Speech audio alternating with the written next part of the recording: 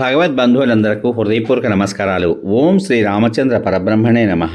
ఆపదామపహర్తారం దాతారం సర్వసంపదాం లోకాభిరామం శ్రీరామం భూయో భూయో నమామ్యహం. ఓం శ్రీ రామచంద్ర పరబ్రహ్మణే నమః. శ్రీ వాల్మీకి రామాయణం బాలకాండం 58వ సర్గయందలి గల 1వ శ్లోకం నుంచి 24వ శ్లోకం వరకు గల అన్ని శ్లోకముల యొక్క వచన భావ సారాన్ని వశిష్ఠ పుత్రులు చెప్పించగా త్రిశంకువు విశ్వామిత్రుని ఆశ్రయించుట అనే కథగా విందాం. గౌతమ మహాముని పుత్రుడైన శతానందుడు శ్రీరామునకు విశ్వామిత్రుని యొక్క వృత్తాంతాన్ని ఈ విధంగా కొనసాగించాడు. రామ, త్రిశంకు వచనాలు విన్న 100 ఋషికుమారులు కోపావిష్టులై రాజుతో, ఓ దుర్బుద్ధి, సత్యవాది అయిన గురువు నిరాకరించిన పిమ్మట అతన్ని కాదని మరొకరిని ఎలా ఆశ్రయిస్తున్నావు? ఇక్ష్వాకు వంశీయులందరికీ పురోహితుడే పరమ పూజ్యుడు. సత్యవాది అయిన గురువు యొక్క వాక్యం అతిక్రమింపరానిది. పూజ్యుడైన వశిష్ఠ మహర్షి అసఖ్యము అని చెప్పిన యజ్ఞాన్ని మేము చేయించగలమా? రాజా, నీవు మూర్ఖుడవు. నీ నగరానికి తిరిగి వెళ్ళు. పూజ్యుడైన వశిష్ఠుడు ముల్లోకాల్లో ఉన్న ఎవరి చేతనైనా సరే యాగం చేయించగల సమర్థుడు.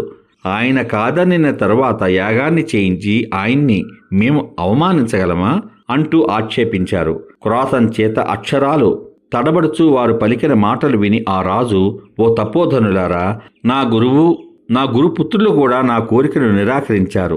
నేను మరొక గతిని చూసుకుంటాను, మీకు క్షేమం అవుతుందిగాక అన్నాడు. చెడ్డ అభిప్రాయంతో కూడిన అతని మాట విని వశిష్ఠ పుత్రులు చాలా కోపించి, నీవు చండాలుడవు అగుదవుగాక అని శపించారు.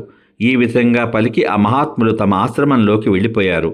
పిమ్మట రాత్రి గడవగానే రాజు చండాలుడైపోయాడు. అతడు నల్లని వాడై నల్లని వస్త్రాలు ధరించి సౌకమార్యము తొలగి కురచలైన కేశములతో శ్మశానమునందలి మాలలు ధరించి బూడిద పూసుకుని ఇనప ఆభరణాలు ధరించి ఉన్నాడు. తెల్లారేసరికి అతడు రాజవస్త్ర భూషణాదులన్నీ కూడా ఈ విధంగా మారిపోయాయి.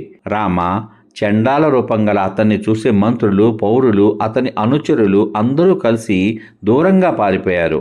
మిక్కిలి ధైర్యం గల ఆ త్రిశంకుడు ఏకాకి అయి దుఃఖంతో కుమిలిపోతూ విశ్వామిత్ర మహాముని వద్దకు వెళ్ళాడు. వశిష్ఠాదులచే విఫలీకృతుడై చండాలత్వాన్ని చెందిన ఆ రాజును చూసి విశ్వామిత్రునికి జాలి కలిగింది. మహా తేజస్శాలి పరమధార్మికుడు అయిన విశ్వామిత్రుడు ఘోర రూపం గల ఆ త్రిశంకుని చూసి జాలిగొని, నీకు భద్రమగుగాక అని అంటూ, మహాబలుడవైన ఓ రాజపుత్ర, నువ్వెందుకు వచ్చావు? అయోధ్యాధిపతివైన ఓ వీరుడా, పాపం శాపము వలన చండాళ్ళు అయ్యావు కదా అని పలకరించాడు. చండాలత్వాన్ని పొందిన ఆ త్రిశంకుడు ఆ మాటలు విని చేతులు జోడించి మాట్లాడడంలో నేర్పరి అయిన విశ్వామిత్రునితో ఈ విధంగా అన్నాడు.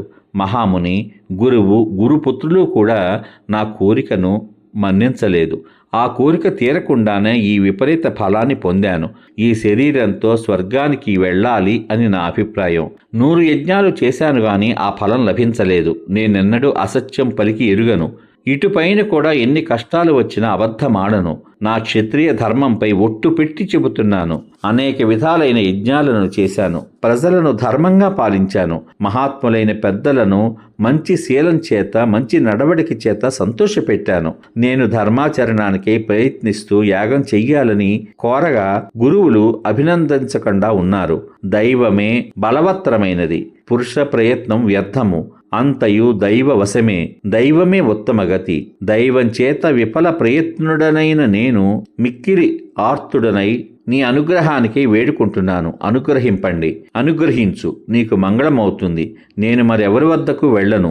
మరొక రక్షకుడెవ్వడూ నాకు లేడు. పురుషహంకారంచే నీవు దైవాన్ని నివర్తింపచేయుము అని కోరాడు. సమాప్తం.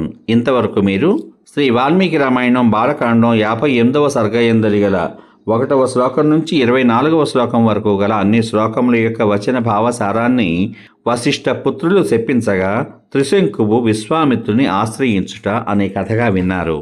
రేపటి భాగంలో అనగా శ్రీ వాల్మీకి రామాయణం బాలకాండం 59వ సర్గయందలి గల 1వ శ్లోకం నుంచి 22వ శ్లోకం వరకు గల అన్ని శ్లోకముల యొక్క వచన భావ సారాన్ని విశ్వామిత్రుడు మహోదయుని వశిష్ఠ పుత్రులను శపించుట అనే కథగా వింటారు.